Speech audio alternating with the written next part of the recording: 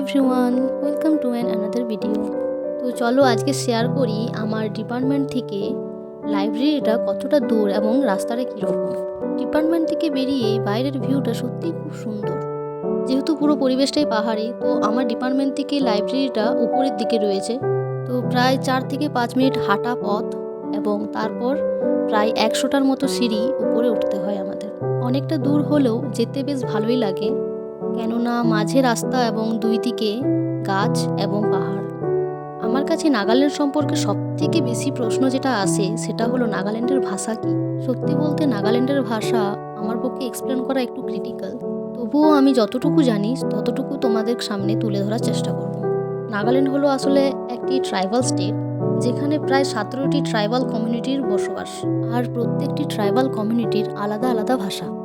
তবে তারা একে অপরের সাথে কমিউনিকেশনের জন্য নিজেদের মধ্যে কমিউনিকেশনের জন্য একটি কমন ভাষা ইউজ করে, যেটি হলো নাগামিস। এই ভাষার বৈশিষ্ট্য হলো এই ভাষাটি বিভিন্ন ভাষা নিয়ে গঠিত, যেমন আসামিজ, বাংলা, হিন্দি, ইংলিশ। এছাড়াও এখানের ফার্স্ট ল্যাঙ্গুয়েজ হলো ইংলিশ। আমরা যেমন আমাদের ফার্স্ট ল্যাঙ্গুয়েজ হিসেবে বাংলা বিষয়টিকে পড়ি, সেরকম এখানের ফার্স্ট ল্যাঙ্গুয়েজ ইংলিশ।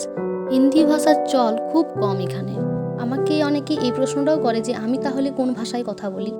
তো এখানে যেহেতু হিন্দি ভাষা খুব কম, সেহেতু আমাকে ইংলিশ ভাষাই ব্যবহার করতে হয় সবার সাথে কমিউনিকেট করার জন্য। যে কোনো ধরনের কমিউনিকেশনের জন্য একমাত্র ইংলিশ ভাষাই প্রযোজ্য আমার ক্ষেত্রে। তোমাদের সাথে গল্প করতে করতে প্রায় লাইব্রেরি পৌঁছেই গেলাম। আমার পুরো দিনের মধ্যে সবথেকে হেকটিক পার্ট এটাই, কেননা 5 মিনিটের হাঁটা রাস্তা, তারপর আবার 100টার মতো সিঁড়ি চড়ে আমাকে লাইব্রেরি আসতে হয়। তবুও ভালো লাগে, কেননা প্রতিদিনের শিডিউলে আমি একটা অন্তত আমার ভালো অভ্যাস যোগ করতে পেরেছি। লাইব্রেরি থেকে বেরিয়েই সোজা হাঁটতে শুরু করলাম হোস্টেলের দিকে। তবে এখানের পরিবেশের যতই নাম করি না কেন, পুরোটাই কম পড়ে যাবে। তো আজকের জন্য এইটুকুই, আবার দেখা হবে নতুন একটি ভিডিওতে। যদি ভিডিওটি ভালো লাগে অবশ্যই কমেন্ট করে জানিও।